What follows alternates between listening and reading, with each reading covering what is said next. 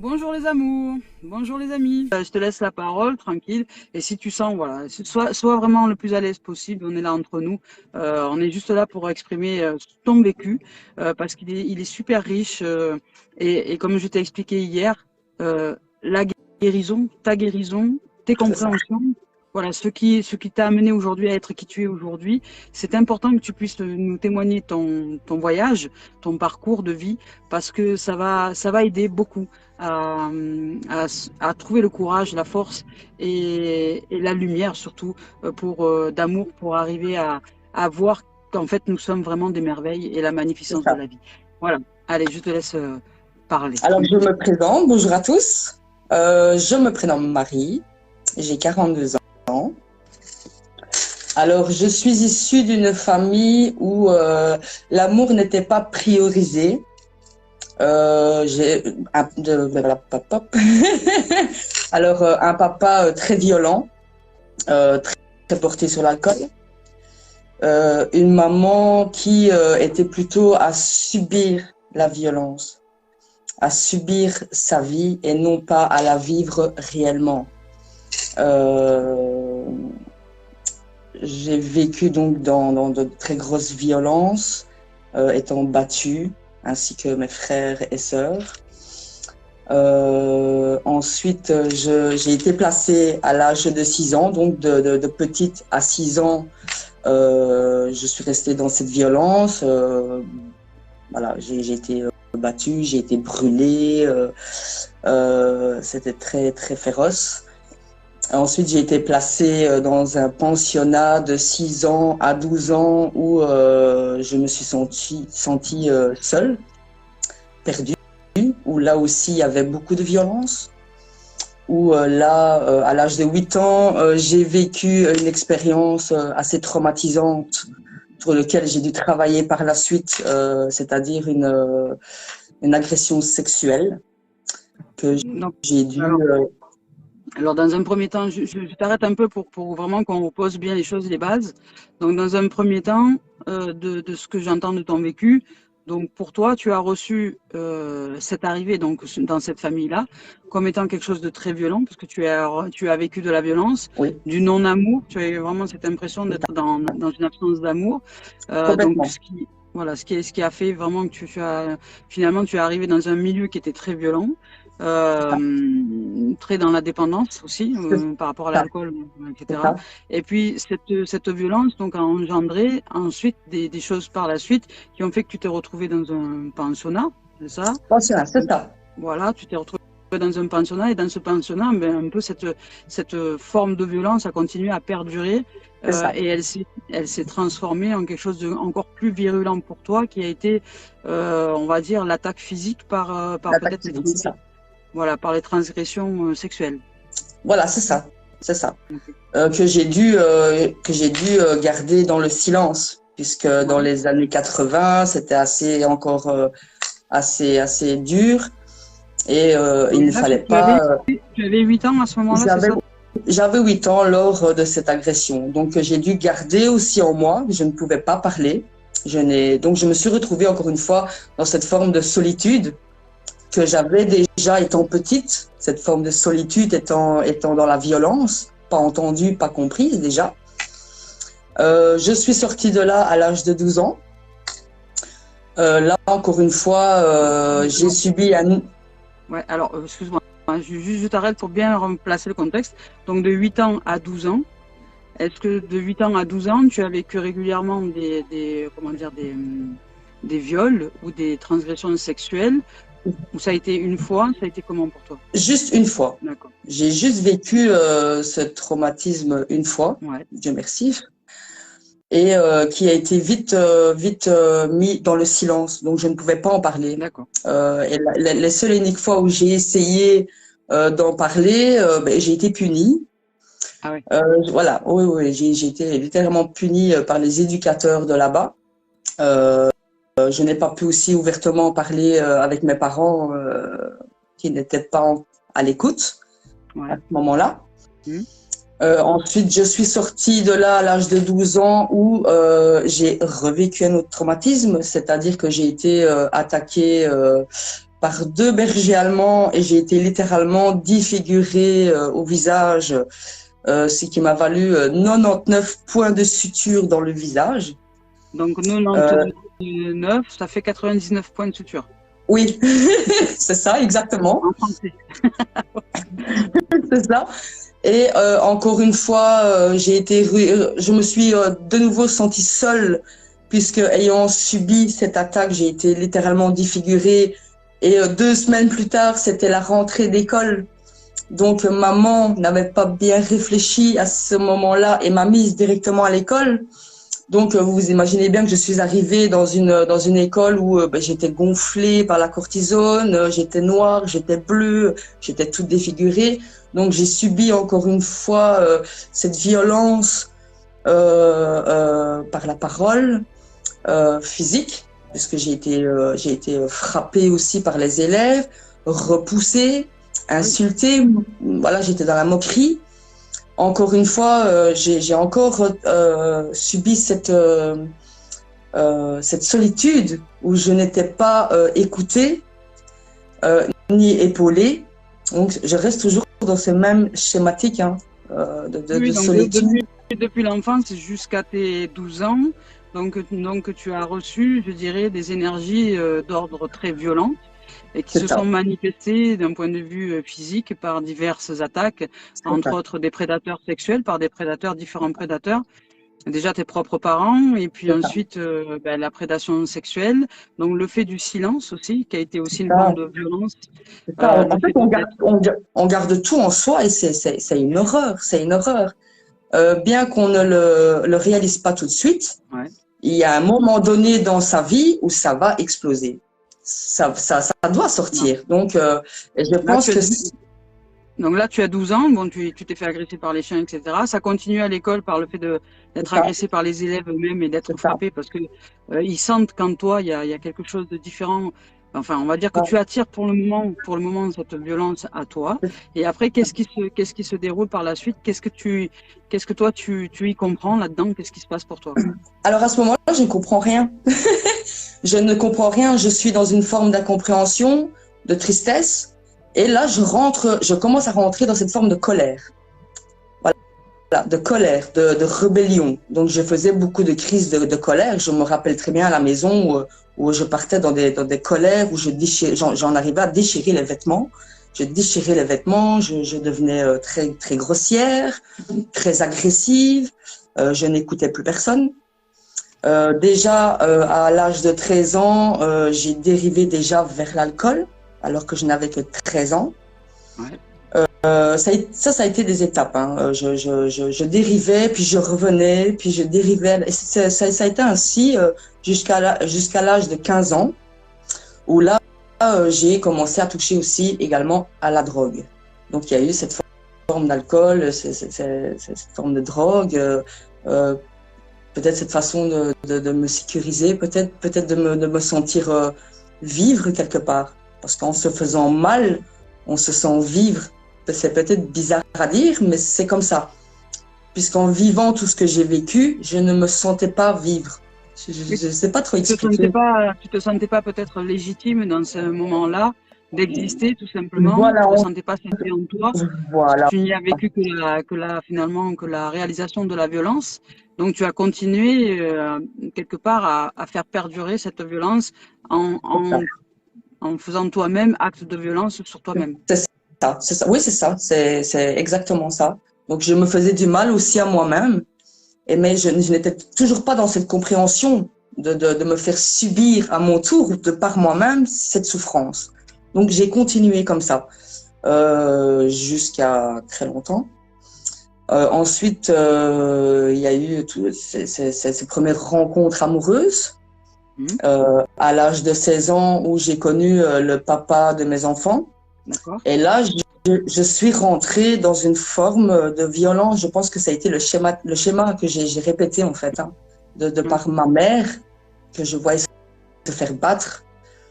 Et donc, je suis rentrée moi-même dans cette forme de violence où j'ai été battue par le père de mes enfants durant très longtemps, jusqu'à ce que j'ai eu ce déclic de m'en aller. Alors, pas seulement pour me protéger moi, mais plutôt pour protéger mes enfants. Donc, quand tu rencontres le père de tes enfants, tu as 16 ans, c'est ça? 16 ans, 16 ans. 16 ans. Bon, ce qui fait jeune déjà pour rencontrer un être quand on est en relation de couple, donc 16 ans. 16 ans. Je recherchais quelque part cette sécurité, cet amour. J'ai cherché ça très longtemps, cet amour, d'où le fait que j'ai eu des relations chaotiques. Qui se terminait, puis je repartais dans une autre relation, je terminais, puis je repartais tout de suite dans une relation. Je prenais pas ce temps de me remettre en question. Je partais vraiment d'une relation à une autre, à une autre, à une autre, à une autre, à une autre, et c'était comme ça tout le temps, tout le temps, tout le temps, tout le temps, tout le temps. D'accord. Donc là, tu as 16 ans, et tu es avec ce père, enfin cet homme qui te bat, ouais. Voilà, tu es donc une femme battue à ce moment-là. Voilà. Tu as des enfants avec lui. Vous avez eu combien d'enfants ensemble? J'ai eu 2 filles avec lui. Donc j'ai eu ma première petite fille. J'allais sur 19 ans. Hein. J'ai accouché, j'en avais 18. Ouais. Et 2 mois après, j'en avais 19. Et ça a duré jusqu'à mes 20 ans, où j'ai accouché de la 2e. Et là, la violence est devenue encore plus violente. C'était encore plus fort. Et là, j'ai décidé de m'en aller. Et donc là, tu avais 20 ans? 20 ans, quand j'ai quitté le père de mes filles, 20 ans. Encore une fois, c'était pour protéger mes enfants. Je ne comprenais pas encore ce que moi je vivais. Voilà, je ne comprenais pas. Oui. En fait, on va dire que je vivais robotisée. Voilà, je vivais robotisée. Donc, ça a été une forme de protection pour mes enfants. De 20 ans jusqu'à aujourd'hui, j'ai continué à vivre dans cette forme de violence. Donc, à répétition, hein, j'avais bon à essayer de trouver quelqu'un de bien, à essayer de trouver quelqu'un de stable. Non, j'arrivais toujours à dans les coups, et que je ne rendais pas. On va dire que je me laissais battre. Soit. Donc, tu te laisser battre dans tes rencontres, c'est-à-dire qu'après la rencontre avec le père de tes enfants, est-ce que tu as eu d'autres rencontres, de nouvelles rencontres amoureuses par la suite, ou est-ce que tu es resté avec toi-même et tes enfants? Comment ça s'est produit pour toi? Il y a eu cette période où je suis restée seule, ouais. et là, tout allait bien. Ce que je me suis rendu compte par la suite, c'est que quand j'étais seule, tout allait bien.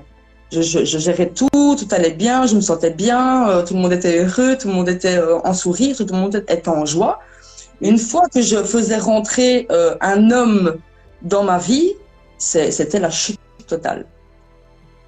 Je comprenais à chaque fois, je ne comprenais rien.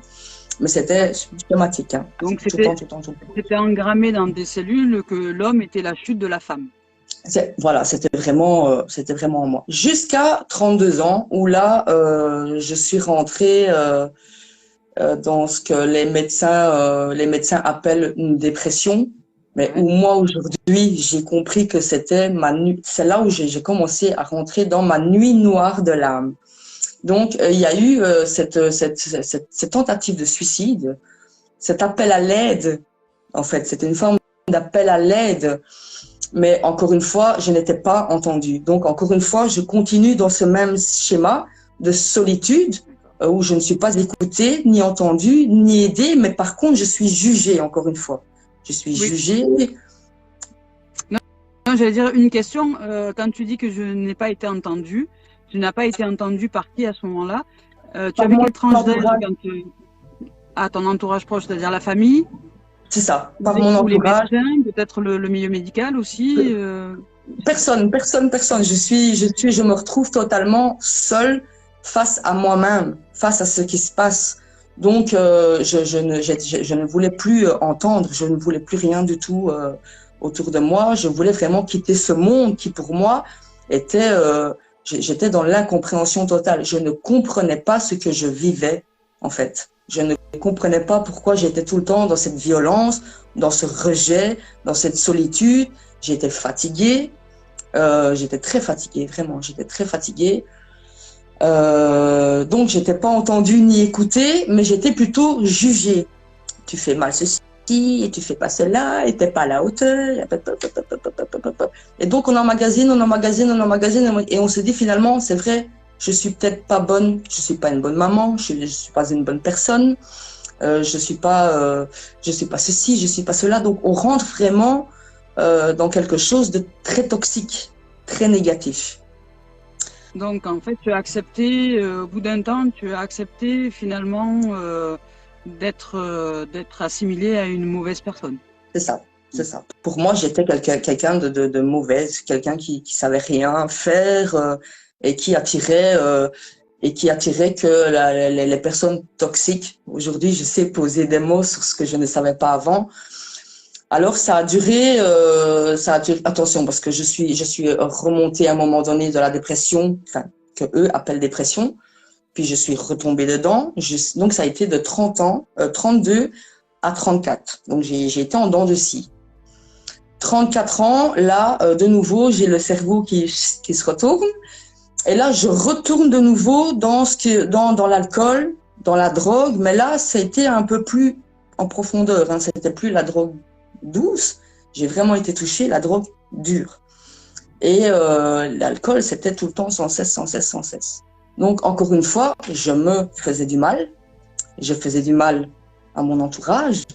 Ça, il faut aussi se le dire, qu'on fait du mal à son entourage sans s'en rendre compte, parce que c'est pas voulu, on ne le cherche pas.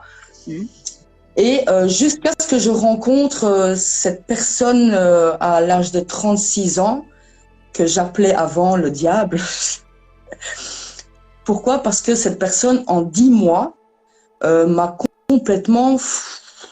littéralement fait perdre tout ce qui me restait, en fait. Tout le peu que j'avais réussi à construire et le peu que j'avais réussi à passer au-dessus, il m'a fait tout perdre. Donc en fait, si j'entends bien, là, tu es arrivé avec un être qui a terminé de détruire tout ce que tu avais commencé à détruire. Il t'a aidé à achever le travail.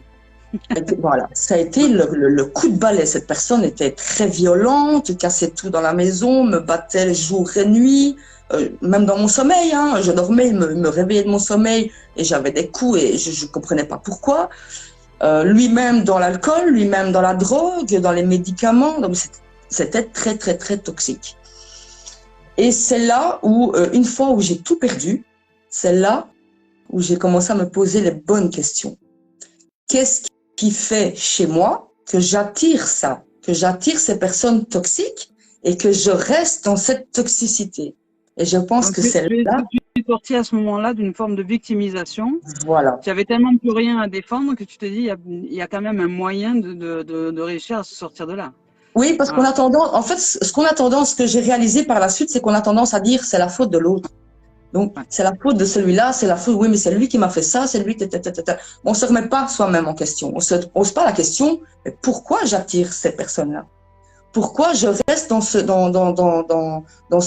je véhicule cette toxicité et je reste dans cette vie-là?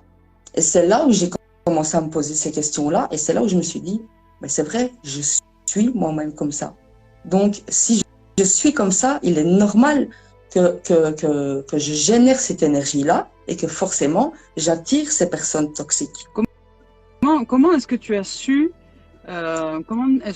répondre à ça quand tu t'es posé la question qu'est-ce qui fait que j'attire ça? Comment est-ce que tu as su voir en toi que finalement il y avait une forme de toxicité qui faisait que tu attirais à toi, tu magnétisais ce qu'il y avait en toi dont tu n'avais pas conscience au départ?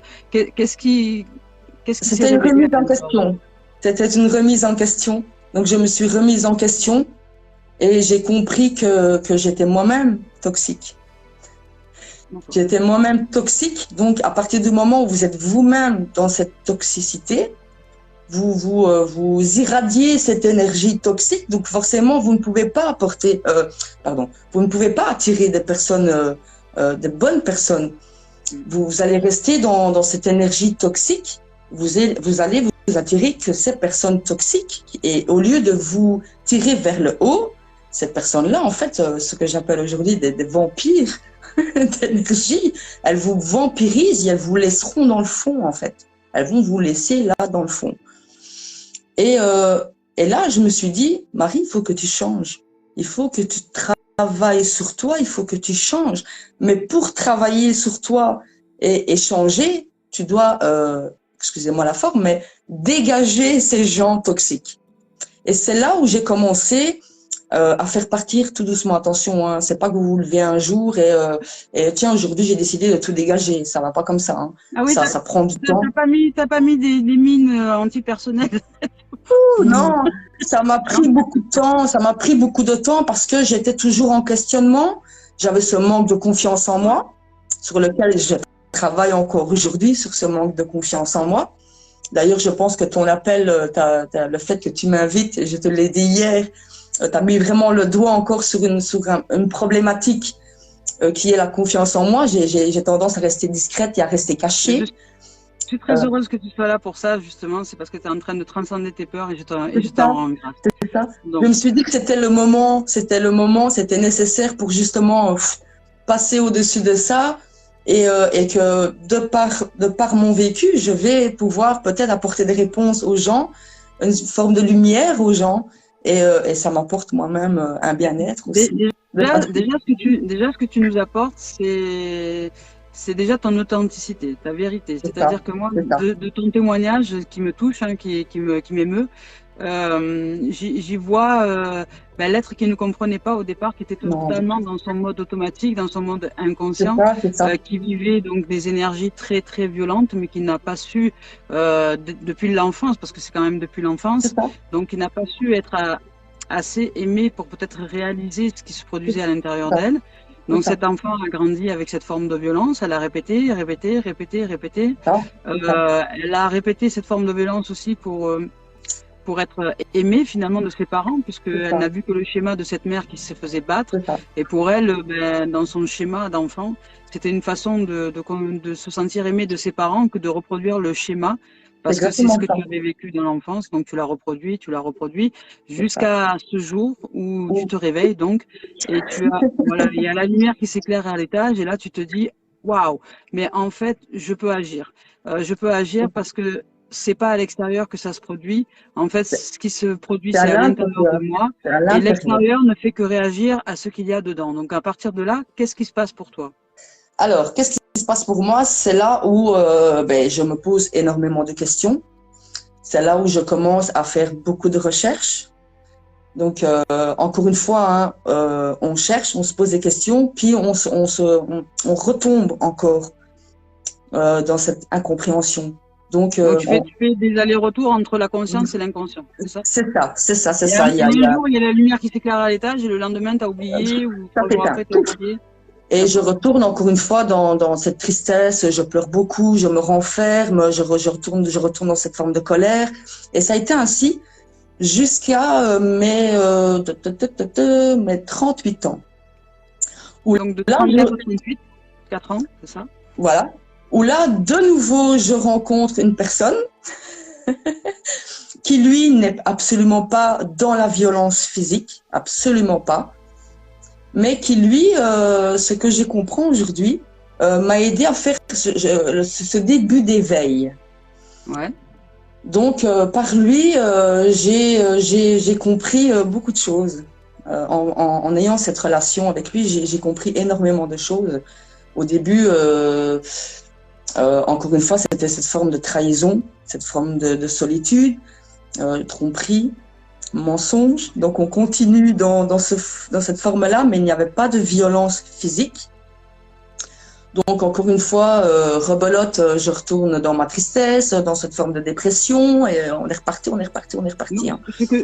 Ce que tu évoques, pour que je comprenne bien, hein, ce que tu exprimes, c'est que cet être avec qui tu étais n'était pas de violence physique, mais peut-être plus psychologique finalement, ou émotionnel, c'est-à-dire qu'il avait tendance à être un peu tordu dans son esprit peut-être, ou dans ses émotions, c'est ça? Il était ce que j'ai compris aujourd'hui, c'est qu'il était lui-même perdu, on va dire. Il était lui-même perdu, et je pense que ce qui m'a fait vivre m'a permis justement de devenir celle que je suis aujourd'hui. D'ailleurs, souvent, je dis merci à lui parce que c'est par cette relation que je me suis vraiment ouverte. Mais vraiment, hein, c'est par cette relation que je me suis vraiment ouverte. Donc, il a été un effet miroir pour toi. Il a su te montrer par sa perdition, finalement, ce qui se produisait à l'intérieur de toi. Exactement, tout à fait, tout à fait. Donc là, je me suis dit, Marie, toute seule, t'arriveras pas. Toute seule, t'arriveras pas. Donc, je suis passée par psychiatre. Psychiatre, je déconseille. Bien que ça peut aider, mais je déconseille quand même. Ensuite, je suis passée par des thérapies avec de très bonnes thérapeutes que je remercie de fond du cœur parce qu'elles m'ont vraiment comprise mes schémas. Elles m'ont vraiment fait comprendre mes blocages. Elles m'ont fait vraiment aller travailler au fond de moi. Donc, que ce soit les problèmes, les blocages, surtout transgénérationnels, parce que ça aussi, je n'avais pas connaissance, mais ça a vraiment bien fonctionné. Je ne sais plus un petit peu, je suis un peu perdue. Oui. Donc, il y a eu ces thérapies. On en est à ton relèvement. Donc là, tu cherches en fait à savoir qu'est-ce qui se produit. Tu as une relation effet miroir qui est en face de toi. Voilà. C'est être par ta perdition t'aide finalement à retrouver un peu ton chemin, à savoir ce qui se passe à l'intérieur de toi grâce à son effet miroir. Et là, tu choisis donc d'aller chercher de l'aide extérieure à toi parce que tu saisis que en fait, en toi, tu ne peux pas, avec ton mode de pensée actuel, avec peut-être tes pensées et tes croyances, te sortir de quelque chose de différent de toi-même, puisque tu n'as pas un autre point de vue, tu n'as pas un autre regard, tu n'as pas un autre reflet. Donc, ce que j'entends, c'est que tu vas chercher un reflet extérieur à toi pour t'offrir des compréhensions par la thérapie. Voilà, parce que j'étais tellement cherché dans mon entourage de l'aide, mais finalement, je me retrouvais toujours dans cette forme de solitude que je gardais depuis l'enfance. Hein. Donc, j'ai vraiment traîné ça. Et c'est vraiment il y a 2 ans où je suis rentrée en profondeur. Donc, je me suis intéressée à la spiritualité. J'ai commencé la méditation, j'ai commencé la relaxation, puis j'ai connu les soins énergétiques. Et là, c'est vraiment, je rentre en profondeur. Et c'est là où je ressens certains déblocages, où je comprends les schémas et où à ce moment-là, on se dit, je ne veux plus de ça. Il faut que je change, il faut que ça change. Donc, je dois changer moi-même. C'est nécessaire, c'est une étape nécessaire. Donc, j'ai vraiment fait un lourd travail sur moi. Hein. Ça n'a pas toujours facile parce qu'il faut se remémorer des moments très difficiles. J'ai eu des périodes où j'ai hurlé. Je prenais un coussin et je devais hurler dans le coussin lors de thérapie et de séances de thérapie où je devais évoquer des choses très difficiles, très compliquées. Mais il fallait que tu vraiment pas sortes du silence, que tu mais il fallait vraiment que je sorte du silence, mais il fallait que je dégage tout ça en fait. Il fallait que je dégage tout ça. Et ce qui m'a permis à devenir qui je suis aujourd'hui. Qui je suis aujourd'hui. Est-ce que je peux te demander quelle thérapie est-ce que tu as décidé finalement de suivre pour ton relèvement? Alors, c'est thérapie comportementale.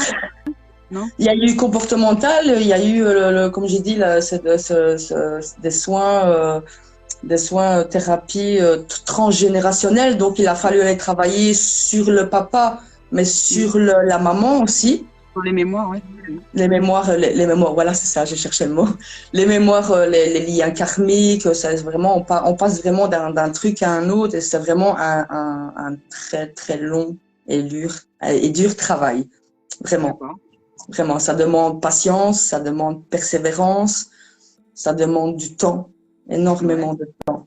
Vraiment, ça se fait pas du jour au lendemain. Encore aujourd'hui, hein, il y a 2 ans que je travaille sur moi, mais encore aujourd'hui, je suis encore en travail sur moi-même. Oui, de toute façon, le travail, c'est le travail d'une vie. Hein. Donc, oui, voilà, c'est vraiment le travail, ça se fera sur toute une vie, ça c'est certain. Donc là, tu en es donc à la sortie transgénérationnelle, tu as eu des compréhensions, il y a des choses qui se sont révélées, tu t'ouvres à un autre chemin, de ce que j'entends, puisque jusque-là, tu étais un peu canalisé sur l'aspect physique des choses, puisque tu as reçu beaucoup de violence en termes de physique.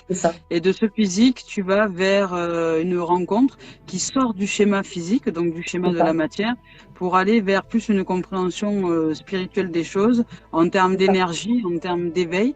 Et donc, qu'est-ce qui se produit pour toi à ce moment-là? Donc, une fois que tu as commencé ta thérapie, une fois que tu commences le travail transgénérationnel, qu'est-ce qui se produit en toi? C'est la Comment est-ce que tu compréhension. perçois les choses? C'est la compréhension.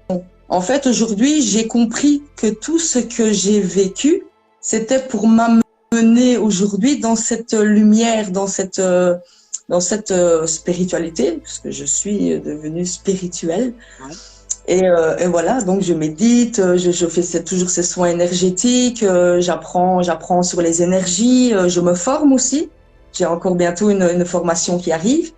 J'ai été initiée au Laoshi. Voilà, mais mon but aujourd'hui, c'est de continuer à me former, à travailler sur moi pour justement pouvoir dans le futur aider les personnes qui traversent ce que moi j'ai traversé et qui sont eux-mêmes dans cette incompréhension de ce qu'ils sont en train de vivre, justement. Et est-ce que tu pourrais nous exprimer, par exemple, sur ton chemin de vie, une compréhension que tu aurais pu éclairer en toi dans une situation donnée de ton existence, dans cette violence que tu as vécue? Est-ce qu'il y a quelque chose qui, pour toi, s'est éclairé de façon très lucide, très limpide, en disant, voilà, ça, je l'ai vécu comme ça parce qu'aujourd'hui, ça me permet d'être telle personne ou telle... Tout. Tout ce que j'ai vécu. Tout ce que j'ai vécu, et souvent je le dis à mes enfants, tout ce que j'ai vécu fait partie en fait, c'était des étapes. C'était des étapes. Il était nécessaire que je les vive pour devenir celle que je veux devenir, celle que je souhaite devenir. Donc, il était nécessaire que je vive toute cette toxicité, toute cette violence, cette solitude, pour justement apprendre. Parce que je me dis aujourd'hui, si je n'aurais pas vécu tout ça, je n'aurais pas pu comprendre ce que j'ai compris aujourd'hui et peut-être je n'aurais pas pris cette place que je prends aujourd'hui. Donc la place de celle qui guérit et qui va aider d'autres à guérir aussi. Exactement, c'est ça, c'est ça. Donc aujourd'hui, je veux dire, je suis guérisseuse, je guéris et je montre la voie de la guérison. Exactement. Aujourd'hui, je peux dire, je suis apte à comprendre ce que les autres vivent parce que je l'ai moi-même vécu. Et ce que je peux dire aussi, c'est de par mon parcours, quand je vois des gens dépressifs, très dans la toxicité, j'ai mal au cœur pour eux.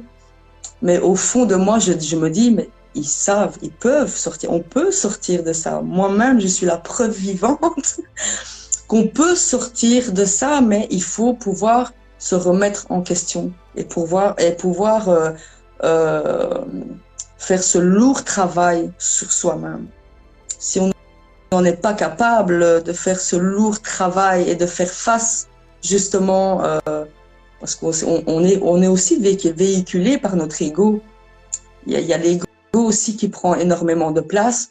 Moi, non, je suis pas ce que vous dites. Non, moi, je ne suis pas ça. Non, c'est pas moi, c'est l'autre qui fait que je suis. Non, non, non, non, non, non, non, non, non. Tout se passe à l'intérieur de soi et nous sommes notre vérité, nous sommes notre authenticité et il est nécessaire d'aller vraiment chercher en profondeur pour pouvoir s'expandre par la suite et se comprendre et puis arriver à se sortir de ce puits.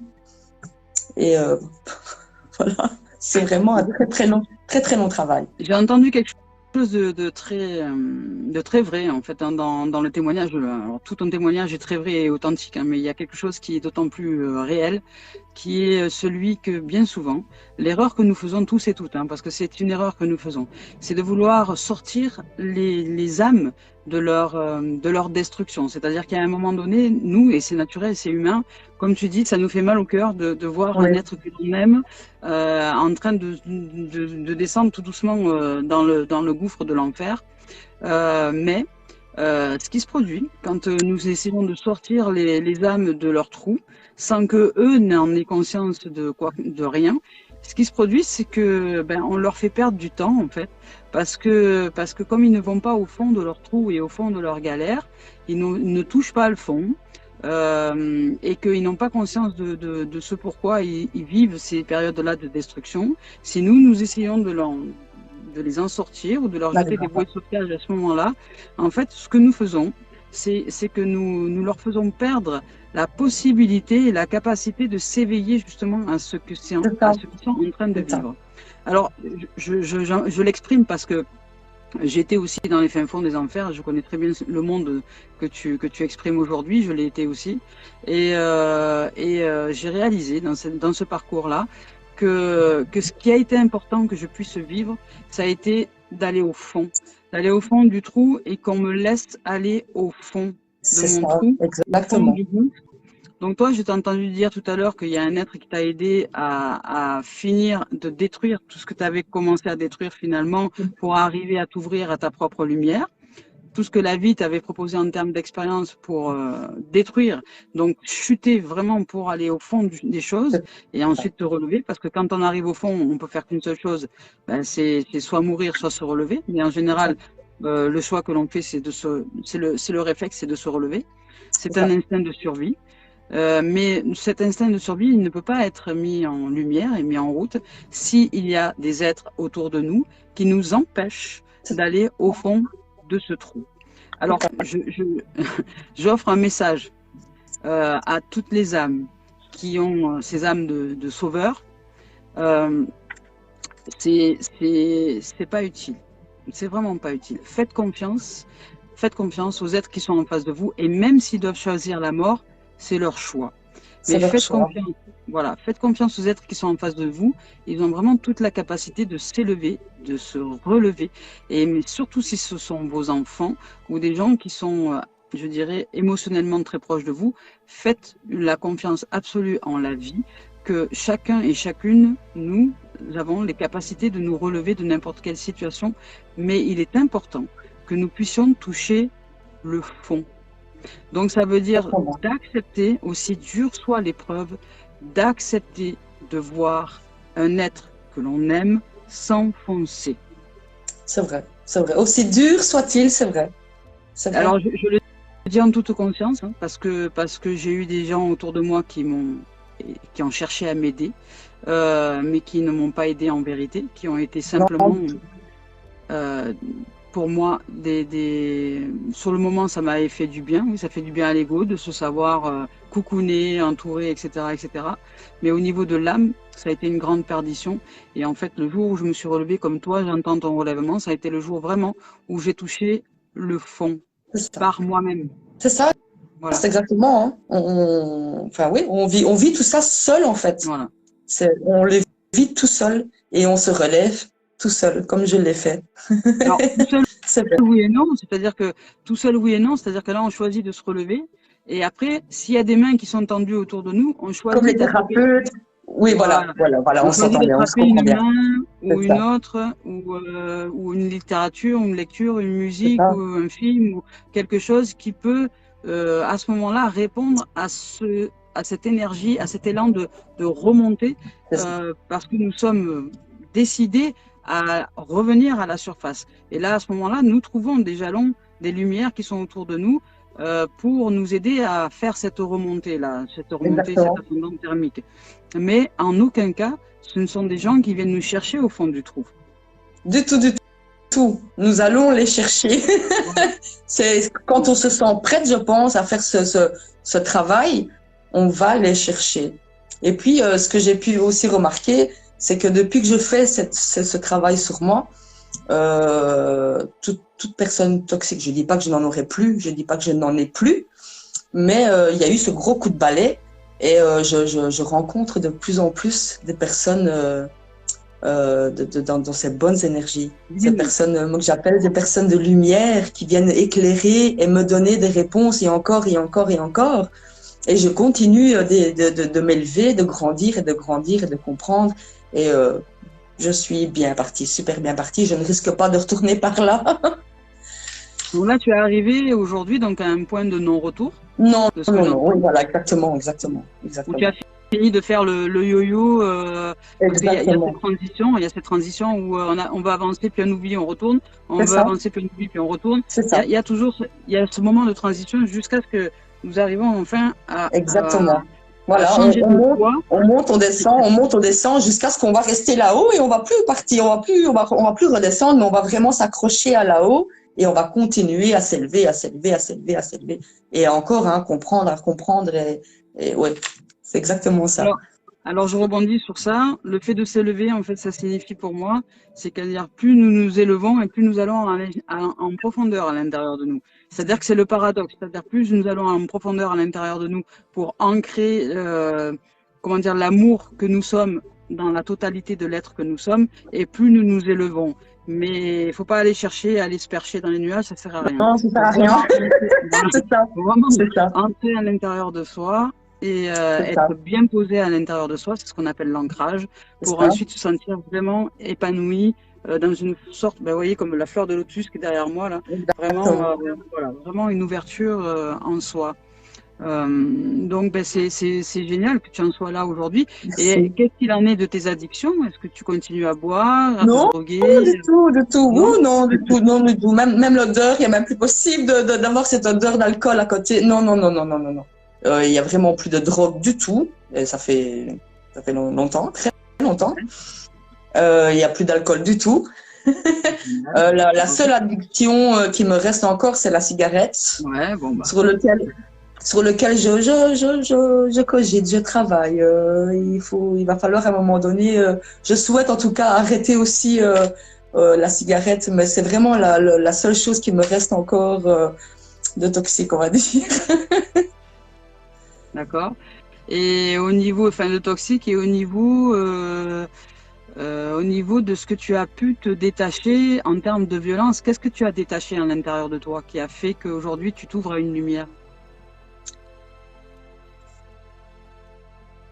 Je ne sais pas trop bien expliquer. Ah, Il y a, non, c'est pas évident à expliquer. On se détache de tellement de choses qu'on ne comprend pas en fait qu'on porte sur les épaules. Il y a tellement de choses sur lesquelles donc je me suis détachée. Il y avait ce côté affectif. ouais. Déjà, se lâcher prise. De, de, de, voilà, je cherchais tout le temps à être soutenue, à être entendue, à être reconnue. Donc te J'attendais. détacher de la validation des autres. Voilà, je cherchais le mot. C'est toujours cette validation que j'attendais, qu'aujourd'hui je n'attends plus, parce qu'aujourd'hui c'est moi, ça me regarde entre moi et moi. Donc te détacher Et de l'attente, finalement, te détacher de l'attente de qui que ce soit et peut-être commencer à générer simplement ton autonomie. c'est ça, exactement. C'est ça, c'est ça. Et après, maintenant, je suis encore, attention, parce que je suis pas encore tout à fait guérie, Oui, hein, oui, oui. je suis encore en chemin. Je suis encore en chemin. Il y a encore certaines choses sur lesquelles c'est encore bancal sur mes émotions, surtout. Voilà, la confiance en soi, la peur de fâcher l'autre, la peur de décevoir. J'ai encore, mais j'y arrive, Bon, bah, j'y arrive. bravo. En tout cas, tu as vraiment un sacré parcours.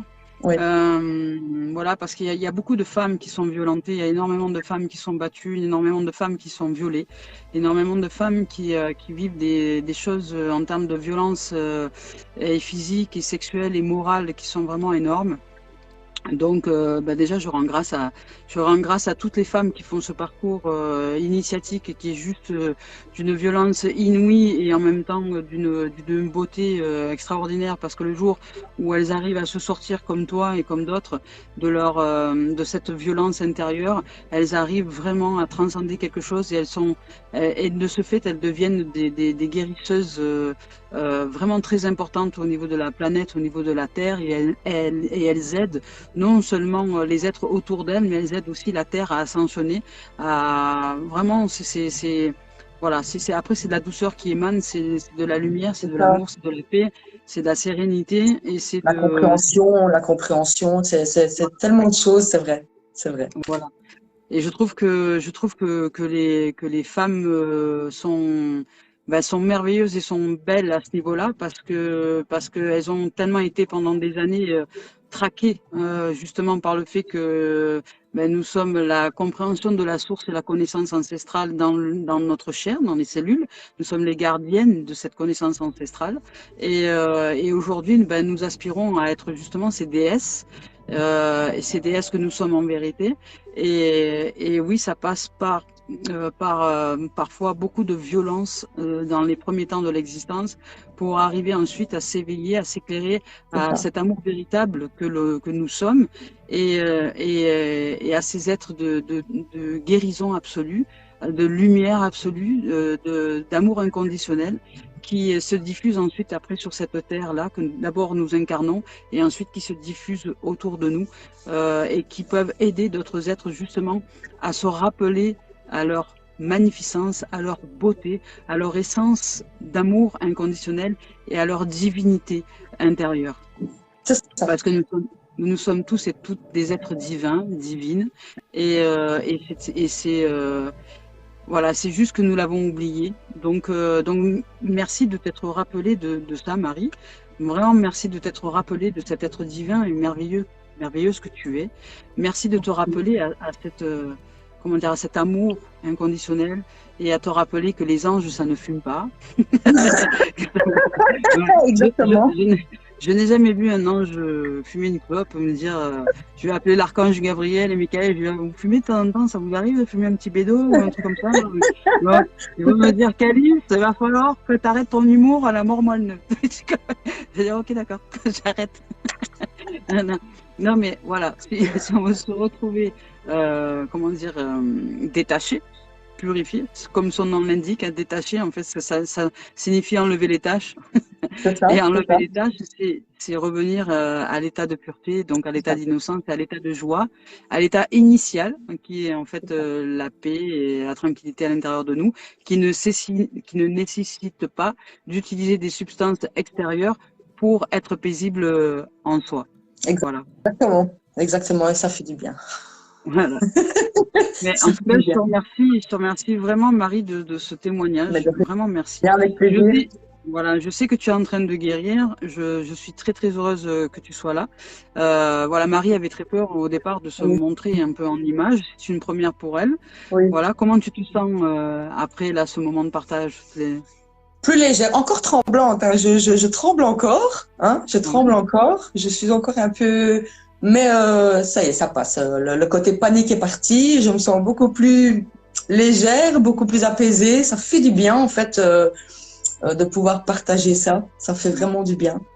Est-ce que vous avez, alors, je vais juste demander là pour l'instant nous sommes 6 sur le direct, s'il y a des êtres, vous 7, s'il y a des êtres qui ont des questions, si vous voulez poser des questions à Marie ou à nous, enfin peu importe, là maintenant vous pouvez poser quelques questions si vous avez envie, parce que c'est vrai que nous on échange comme ça, mais vous avez peut-être envie de poser quelque chose, une question en particulier par rapport à son vécu, par rapport à votre vécu, peut-être par rapport à quelque chose que vous aimeriez comprendre, peut-être de vous-même, à travers son témoignage.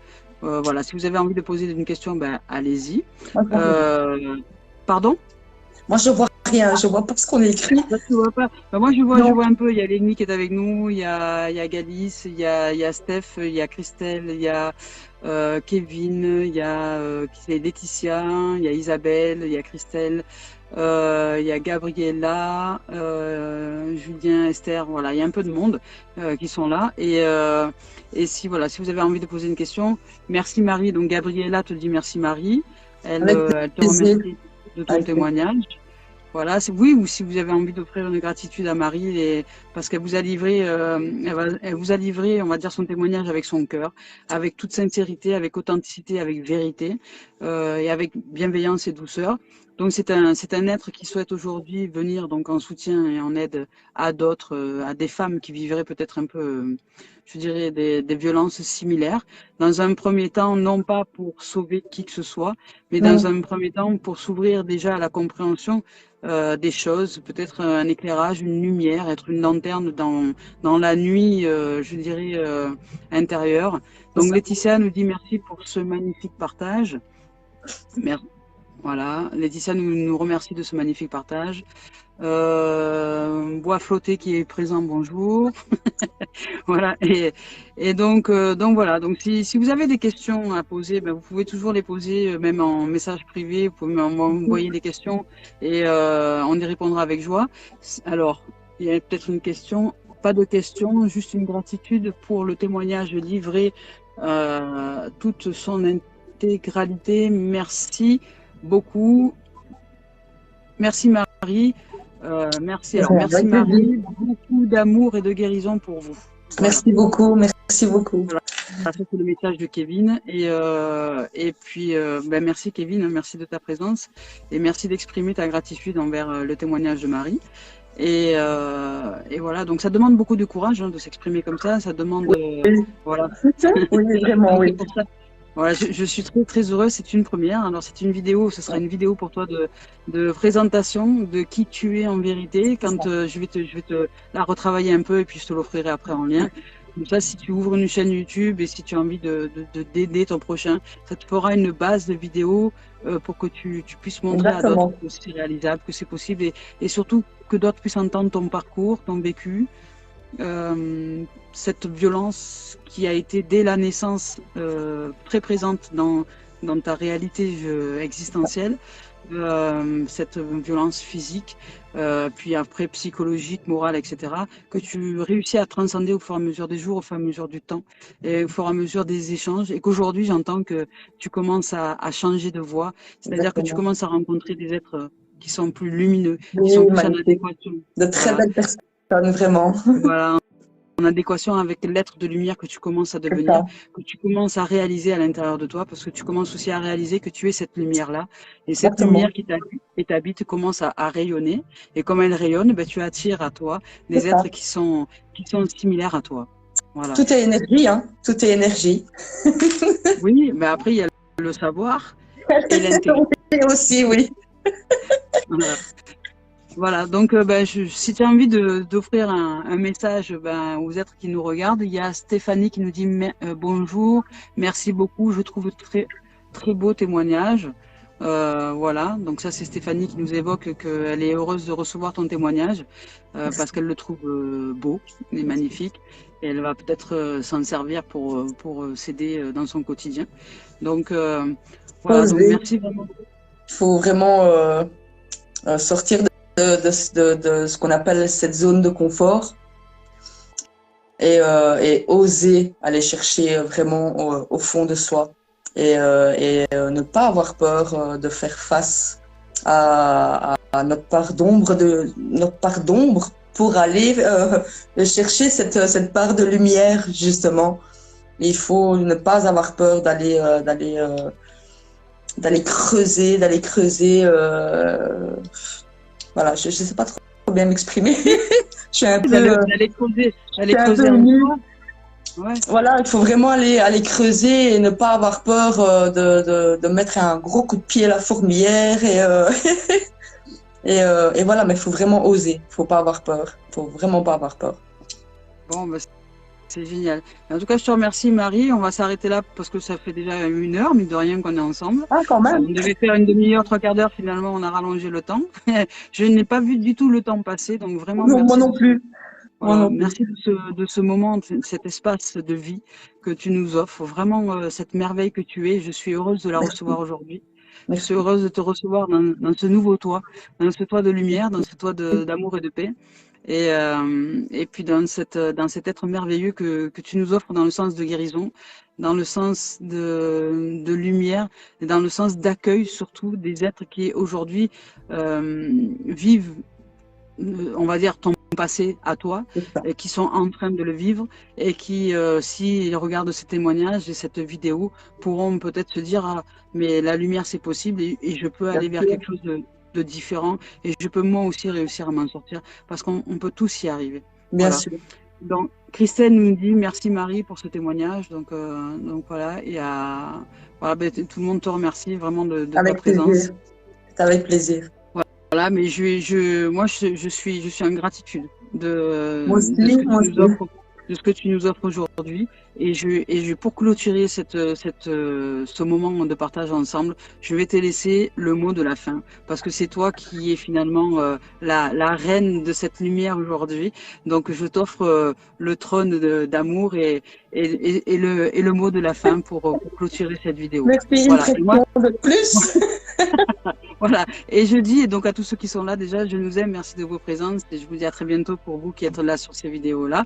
Et puis Marie, ben, je t'aime tel que tu es, merci de ton parcours, merci de cette merveille que tu es. Et je te laisse le meilleur pour la fin, donc ta parole. Et Alors, je vous aime. je vous remercie tous de m'avoir écouté. J'espère que ça pourra vous aider. Si vous avez aussi des questions, même venir me voir en privé, en MP, je me ferai le plaisir de vous répondre. Et acceptez dans votre authenticité la personne que vous êtes. Et je vous aime et je nous aime. Et je vous envoie toutes les énergies positives, tout plein d'amour, tout plein de courage. Soyez forts, soyez courageux et je nous aime. Je nous aime. Merci, merci beaucoup. Allez, belle après-midi à vous, bon dimanche et merci de vos présences. Au revoir, les amis. Au revoir à tous. Merci beaucoup. Merci.